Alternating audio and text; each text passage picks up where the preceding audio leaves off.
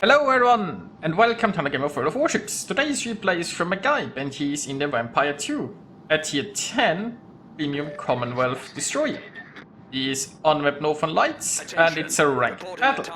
And it's basically almost all destroyers. it's an interesting matchmaking right there. Now I don't have the Vampire 2 myself, so I can't tell you too much about the ship, I suppose, but... Well, he was detected here, so he's popped his hydro and he's popped his smoke screen. The Vampire has a creeping smoke screen, but not one of the Italian ones, so it creeps with you only if you go like very slowly. If you go too fast, you are faster than your own smoke, basically, and you keep being detected.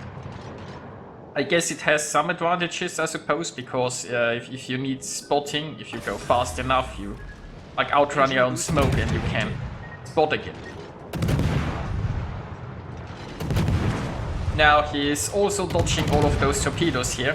One advantage of taking a smoke screen with you is, right, he was able to dodge those torpedoes and now he's in smoke again. And thanks to the hydro, you know, he's forewarned of further torpedoes incoming. Now hydro is a very powerful tool, especially in the absence of radar. He is hydroing a lot of this cap and keeping enemy destroyers out. Well, there are also lots of torpedoes, and... Oh, is he leaving the cap while dodging this? Is he dodging this? This is gonna get close. Well, he's dodging this, but unfortunately, he failed to cap. Oh well, it happens. Now, the Vampire 2 only has one torpedo launcher, but you do have the option of single launches, and you have 12-kilometer range, which is quite decent. So I've already said like 5-kilometer hydro.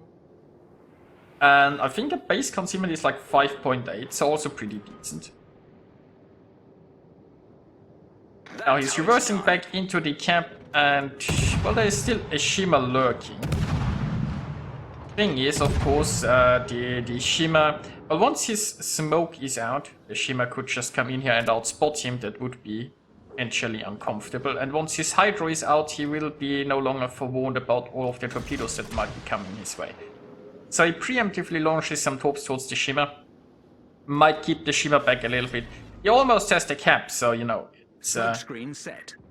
He doesn't need much time here, and soon he will be able to leave, and there is no longer the threat of the torpedoes looming over him. And they got the cap. You know, this the interesting matchmaking here makes for an interesting battle, I suppose. Although you could say a Marceau is almost like a cruiser, but you know, there is no radar, and with mostly destroyers, I suppose getting spotted isn't getting focused that heavily. Although there is a gearing, and we can see the gun power of the Vampire 2, which is quite impressive. Now this gearing is probably going to torp here, which means that mcgibe is going to hug this island very, very tight. He's definitely not trying to reverse back. Well, I mean, it looks like he did need to. His rear guns were enough to finish off the gearing. But you might have been tempted, you know, to reverse back and get more guns shooting at the gearing again, but he knew better. Now he's dodged the torps. So far, pretty decent game. The friendlies are one ship ahead. I mean, the friendlies obviously have also the advantage that they do have a radar, right? There is a friendly demo in here, while the enemy only has a Henry.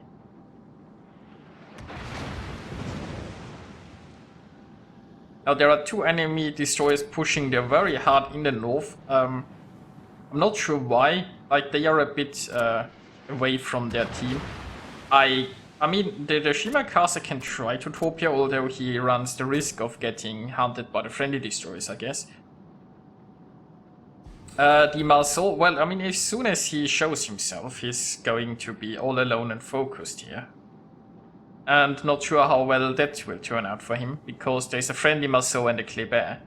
So, you know, with a friendly Harugumo going all the way around for reasons, and the enemy Shimakaze has flipped the sea cap. Oh, it's not like too many friendlies are interested in the sea cap except for mcgibe, but you know, his ship is more than enough to deal with the Shima. Well, but the Shima has a friend in the Kremlin, and that's going to be a little bit of an issue. Now, briefly saw the Shima, but he needed to smoke, or the Kremlin would bad things to him, most likely. It looks like the Shima is running away. Now, Hydro is running, and Hydro is here mostly to allow him to dodge torpedoes. The Shima isn't going to get close enough to be caught in the Hydro trap. But that's fine, you know. Just needs to survive some torpedoes here. And speaking of torpedoes, as I mentioned earlier, he has a single launch. And this Kremlin doesn't seem to be doing an awful lot of moving, so there is a potential here. Also, with the creeping smokescreen, he can creep out of it and get himself some spotting if needed. So he assumes the Kremlin will reverse here. Now, if that Kremlin makes any extreme movement, if the Kremlin moves a little bit too much, those torps will all fail. That's always the problem of the single launch, right? Like, if the Kremlin suddenly just presses W, those torps will all fail. But if he doesn't, then the Kremlin is a little bit screwed. Let's put it like this. So the Kremlin trying to get some blind shots off. I guess he doesn't have any better targets to shoot. I guess one disadvantage of like a creeping smoke screen is the smoke area is relatively small, so it's somewhat easy to guess where you are, just, you know, aim into the middle of the smoke. Yeah, so a pretty good single launch there. That were 4 torpedo hits, one of them missed. Kremlin still floating, but not by much, I would imagine. Then again, it's a Kremlin, so he might have the special captain and get himself a free heal and damage con if he gets too low. And actually the Kremlin's still relatively, well, not relatively healthy. Not looking too bad for a ship that has eaten 4 torps. Let's put it like this. Now, of course, the Harugumo has found the Kremlin, and once the Harugumo cuts loose, you are pretty much... well, you're gonna burn. And it looks like the Kremlin doesn't have the special captain. So, you know. There he goes. Now, this game is looking pretty good. The enemy is reduced to 3 ships. They have lost their only battleship right now. And this Shimakaze is now caught between a vampire and a Harugumo. And then Shimakaze will have only one option left, and that's sink. Not the preferred option, but sometimes it's the only one you have. Well, there you go. Enemy destroyer blown up. Our team has taken the lead.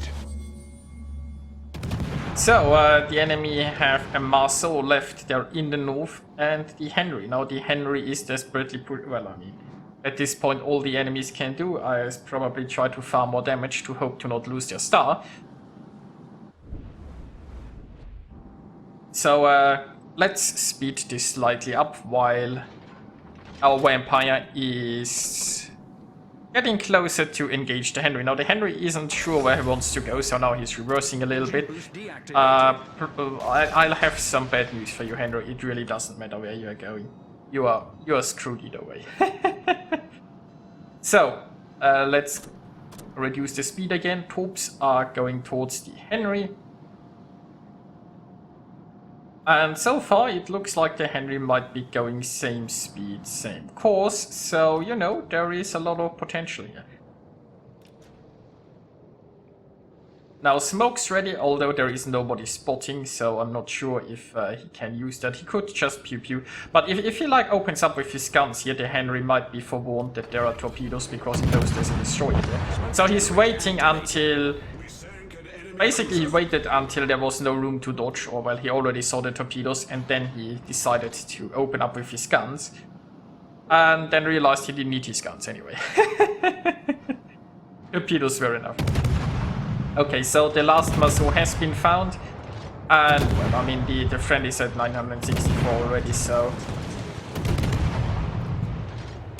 we will see if they can sink the Marceau, or if they're just win it on points. This Marceau is... well, it not like the Marceau has many options left. So 994 points already, and this is going to be a win. Which brings us to the results, and obviously mcgibe did pretty well there, earning himself 2,123 base experience, and for some strange reason he seemed to be the only destroyer that was actually interested in taking a camp on his team, despite the fact that there are basically only destroyers around. Anyway, he also got himself a Confederate High Cal and a First Blood, scoring 3 kills, and well, unfortunately wasn't enough time to get the Musso too. But yeah, hope you guys enjoyed this, and I'll see you next time.